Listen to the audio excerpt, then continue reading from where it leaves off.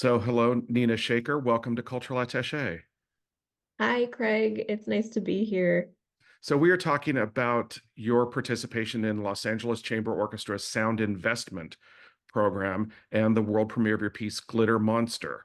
So, let's get right into it. And before I do, I want to ask you about the perspective that the first sound investment composer I spoke to, Matthew Aucoin, had about the process. He called it very Bernie Sanders, and that it seemed deeply Los Angeles, specific in that there are a lot of supporters, not all stereotypically super rich, who want to support music.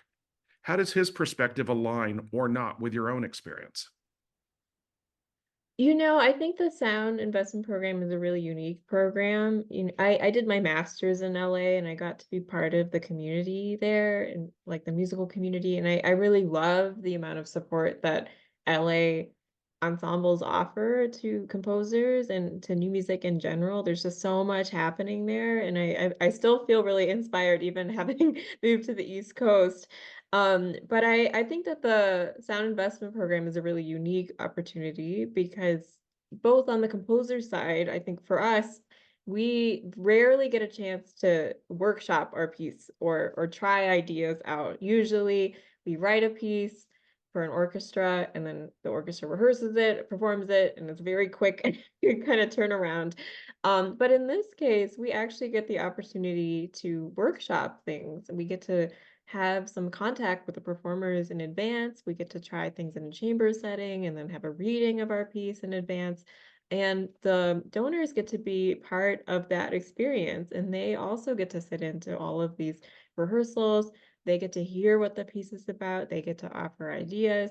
And I think it's a really fun kind of communal experience for everybody, not just me as the artist, but also for everybody in the audience as well. So I think it's a really unique and really awesome program that I feel honored to be part of. But let me ask you, as you're discussing this, when you have, as you said, you normally compose a piece and then you give it to the orchestra, they practice it, and then they put it on. With so many people offering opinions, how do you distill what are good ideas, what are bad ideas, and how much do you remain just faithful or want to remain just faithful to what your vision is for a given composition? I think ultimately, as an artist, our voice, so much of what my practice is as an artist is about my own voice, my own experiences and channeling that. That's part of the reason I became a composer in the first place. I kind of think of music as almost like my diary in a way. Like I can really share a lot of my experiences, get to really understand myself better in that process. But at the same time, I think a lot of composers forget that music is a communal experience. It's not just my identity that's being reflected in a work, it's also the performer's identity, everybody in the orchestra who's interpreting the work. And also, really importantly, it's the audience's identity that they're putting into hearing the work and receiving it. And I think that that's really important to acknowledge. So, in me creating this, getting to hear some sort of feedback from the audience, from the donors, and having them say how they received the work or how it made them feel definitely gives me a sense of how others are going to receive the work. Even if their experience might be different than mine, it's helpful for me to know that when creating a piece. It's interesting because obviously you have a point of view. You're as you said, you're this is like a diary, your own diary, these works that you do. So how important is how an audience responds to it? I mean, yeah, I think countless composers, if they relied on audience response, would be grossly disappointed. I mean, take, for example, Philip Glass. People didn't understand Philip Glass's music until 3 decades later. So, is is the audience that important when writing music? I think in a sense, I think ultimately, actually with this piece in general, this piece Glitter Monster, I felt a freeness in writing this piece that I usually don't feel. Like I really took a lot of risks. I really just kind of wanted to write something fun, partly for myself, partly, also for the orchestra, but I just wanted to do something fun, And so in that sense, like it didn't really matter what anybody else thought. Like I use this as an opportunity to kind of like open the floodgates and really just try something new. But on the other hand, I do think it is important just as an artist to understand the perspectives of others and understand how others are going to receive your work. And I think that, an audience is an integral part of the work itself, and I think that there's definitely artists that have used that to, like John Cage or Pauline Oliveros, these kind of more interactive pieces, which I've done also some of those. In this case, this piece isn't interactive, but at the same time, I think that this piece really builds a really expansive sound world that I think many people can find different things in different kinds of meaning in this the sound world that I've created, and I think that that's great. I'm glad that sometimes an audience member might receive something differently than I do, and I think that that's really an important thing to acknowledge as an artist, that that's going to happen, and I'm okay with that. And even if my piece isn't necessarily about what somebody else thought it was, that's okay. And I think that that's just an important thing to not acknowledge as a composer. Now, was this particular work, Glitter Monster, something you had been thinking about in advance of this sound investment commission, or did it come about specifically because of the commission? I think I started brainstorming the piece after I received the commission. I had known I was going to be a sound investment composer in advance for a little bit. And I've been thinking about it, but I think really that this past fall is when I started brainstorming the piece. And, in the summer before, last summer, like the movie Barbie came out, and I was thinking a lot about that movie, and um kind of thinking in terms of a subversive nature of art, and in that movie so much of the themes in it are about like reclaiming femininity, but also as something that could be powerful or could be scary or could be angry, rather than thinking of feminism as this dainty thing. And so this title Glitter Monster came out of that. I was thinking about this idea of glitter, which is so stereotypically feminine, um, and thinking about how can I harness that into something that could be maybe scary or angry, and thinking about, my own self just as a woman who is conditioned to take up less space, to be submissive, and realizing, wait a minute, I have my own feelings too. Sometimes I get angry too. And that's kind of how the title came out, and then it eventually morphed into this really subversive, or like a surrealist, psychedelic kind of piece, that moved beyond even just that initial theme. But I think I really started that summer thinking about these ideas and trying different things, and a lot of the love of, I have so much love for synth rock, and I grew up listening to a lot of music that my dad loved, which was like Emerson, Lake and Palmer, and Pink Floyd and things like that. So the sound world of this piece is definitely from that kind of era. So this is your own version of Shine On, You Crazy Diamond. Yes, oh, I love You Crazy Time. It's my favorite. Yeah, in a way, it's very expansive. I think it's quite cinematic, this piece. It's very larger than life, and I think some of that was, again, relating to that initial themes. How could I create something that maybe felt feminine? And I also just love glittery textures in music in general. Like I love like playing with high tinkly sounds. So it was kind of a natural fit for me to write something about glitter, but making it into something really big and larger than life, and not something small and submissive. Yeah, because if I'm thinking of glitter, and of course I'm coming at this from a male non-composer point of view, but glitter is all shiny and sparkly and all these other things, but when you combine it with the word monster, that could mean any number of things, So it's, did is glitter monster, does it have more than one meaning to you as a title? I think so. I mentioned this feminist angle. I also, I think as I wrote the piece, it became something different in a sense. It morphed into like a being, like a creature that I've created, and there's parts of the piece that sound underwater. There's parts of the piece that sound like in outer space. It's like this really large creature that I've created that is moving through all these different spaces, and it feels very expansive. So I think in writing this piece, part of the fun I had was creating this really surreal creature that didn't exist, and creating something that is unexpected. I mean, nobody would think of a glitter monster, but I think it's funny actually. I've heard stories of people who hate glitter because it creates a mess everywhere. And in some ways, glitter is a monster in that sense. So I think that this piece is definitely fun, and the title is fun, I think, for that reason. And it can mean many different things. And for me, even just in the course of writing it, it moved from this one idea to something much larger. Yeah, this is probably going off on a left out of left field here. But as you're describing this, I'm thinking of these videos where there's a couple people who create glitter bombs inside packages that people steal off their porches.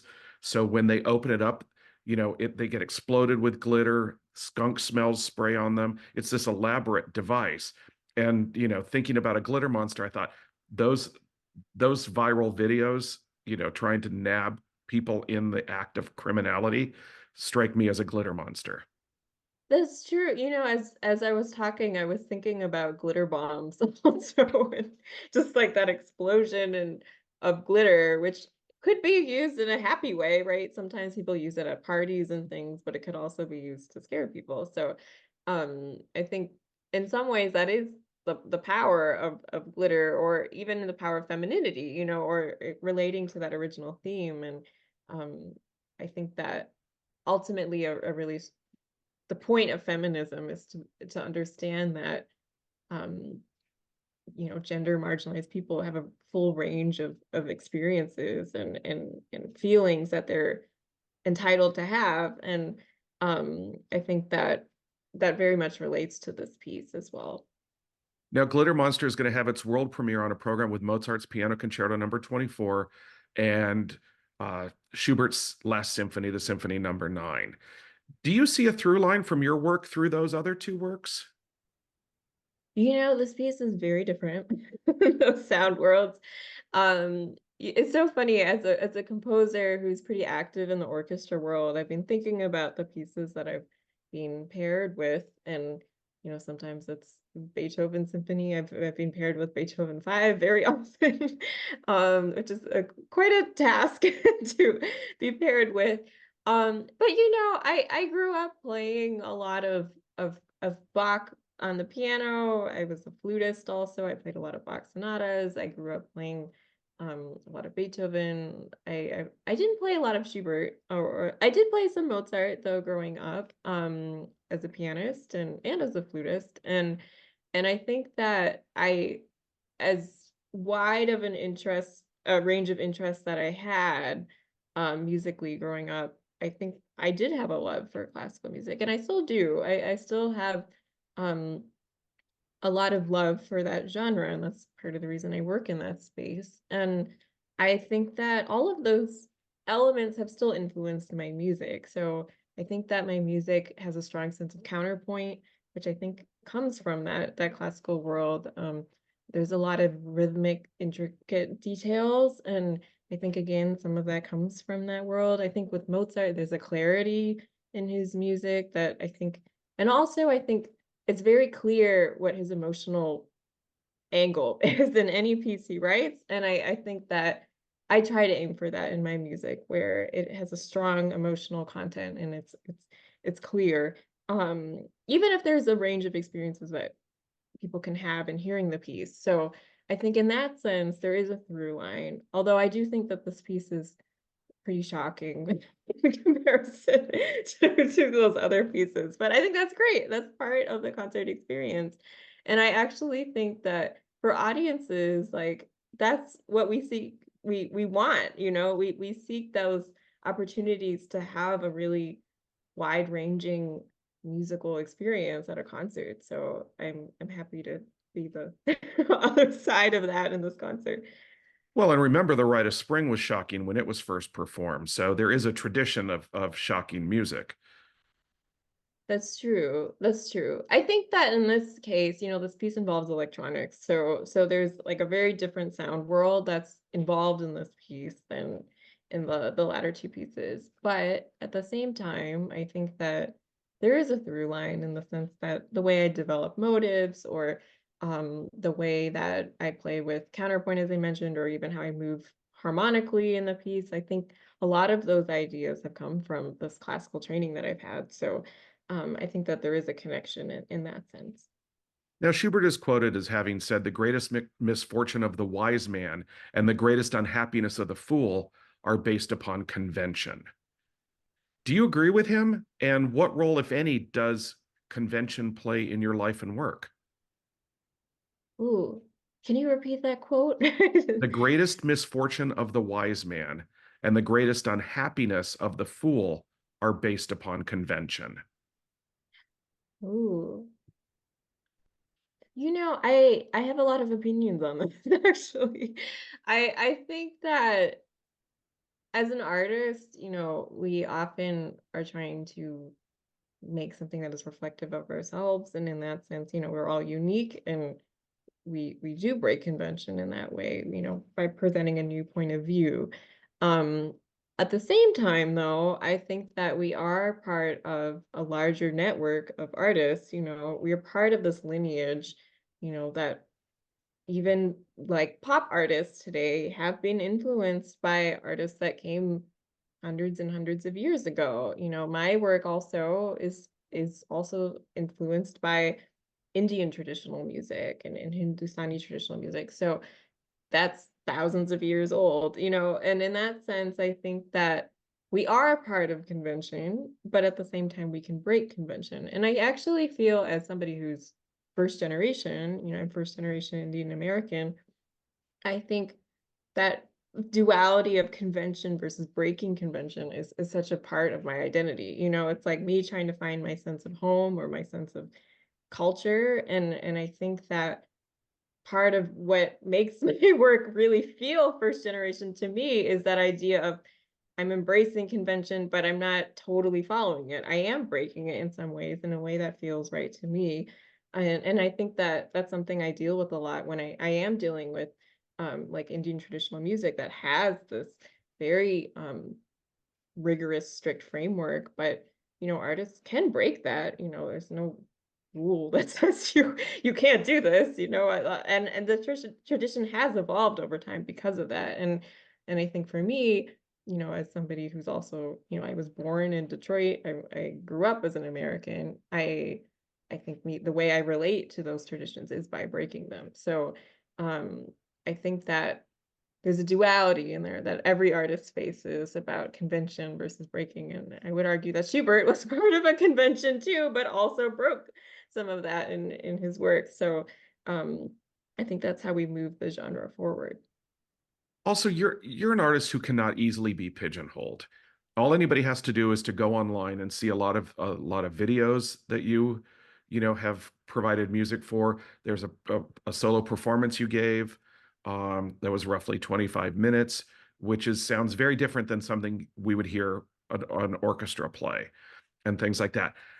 You know, are labels, genres in your mind relics of the past, or is there still some value in them today? Because you strike me as an artist who cannot be defined by any one genre. Oh, that's very kind of you to say. I appreciate that. I think related to that idea of convention, I think genre is similar. I think that there is a lot of power in genre. I think in genre labels also, and I think that there's a lot of power in not abiding by those labels. I'm not one to say that we should totally abolish genre because I actually think that genre is very much related to lineage. I think that it's very much related to history. There's a reason why music of like jazz music, for instance, has the sound that it has, and a lot of that is related to history. It's related to like African music. It's related to struggles of Black Americans. It's related to blues traditions. It's related to relationship to classical music. And I think that that's all part of the genre. And I think that kind of saying that jazz as a label shouldn't exist, I think isn't totally valid. I think that it's important to acknowledge that history. But at the same time, I think it's also important to recognize that artists can move between different spaces, that we're complex people who don't have only one particular experience or one particular interest, and we can move between different genre spaces. And I think again, related to this idea of me being first gen, I think I feel that way in my music. You know, I grew up listening to a lot of rock music. I grew up listening to a lot of classical music. I grew up playing some jazz music. You know, I grew up working in a lot of these different spaces. And I think all of that has influenced my music today and who I am as an artist. And I think, you know, when I'm working in different concert settings, whether it's an orchestra concert or a solo concert or something else, I think about that and how what am I bringing to that space? And ironically, actually, the solo performance that you mentioned was initially an orchestra piece. You know, it was actually a piece for orchestra and electronics and video. So um, in some ways, I think I have brought some of that into whatever setting I'm working in, and I would argue that this piece, Glitter Monster, also is kind of moves away from maybe the stereotypes of classical music and is more expansive and deals with electronics and synthesizers and stuff like that from other genres. But I don't think that it's I think it's important to acknowledge there's bridges, you know, between all of these different genre spaces, and it doesn't mean that me using a synthesizer means that the piece has nothing to do with classical music, you know? I think there's relationships between all of this. So, yeah, I like that my music is diverse, and I always say that I have itchy feet. And then you know, I get bored easily if I just do the same thing over and over again. So I keep wanting to learn new things and experiment and kind of find new aspects of myself that I can discover in my work. But I think it's also important to acknowledge just the lineage that has gone into um, developing me as an artist. You know, during the pandemic, LACO really hugely broadened their worldwide audience because they did a whole series of videos with performances of various works of classical music, whether contemporary classical, you know, or more traditional classical. Is Glitter Monster something you would like to see a video to accompany the performance? You know, I've thought about that. I think it could work really well, especially because the music is very cinematic. I think video is a really powerful creative tool. I mean, myself, I started working as a multimedia artist, doing more video work during the pandemic because I felt like there were a lot of other orchestras that weren't really using that as a creative opportunity. You know, there were a lot of these kind of watered down um like Brahms symphony on Zoom, something like that, where it wasn't really like using this idea of being in your own sense of time and in your own house and using that as a creative opportunity rather than trying to force the old mold onto this new environment. So I love video for that reason, and I think that it can be really transformative to a performance. And I could see this as being a video piece as well. I thought about actually doing a video for this piece, but it didn't work with my schedule. So it takes a lot of time to make a video. But I could see that happening in the future. If audiences are familiar with any one of your works, it's probably Lumina, which is I think an absolutely beautiful composition, which has been getting multiple performances, you know, since its premiere. A lot of composers with whom I've spoken have said, yes, getting a commission, getting a first performance is difficult, but they feel like getting subsequent performances is even more challenging, that a piece doesn't just die on its premiere. What are the challenges that you've been facing as a composer? Obviously, Lumina is getting a lot of play, but you have other compositions that, you know, are not getting as much play. How do you deal with that? That's true. I think that, yeah, composers, we often say getting the second performance of a piece is probably the hardest thing, because there's so much allure around a premiere. You know, everybody wants to be the first one to perform something or the first one to commission something and give the premiere.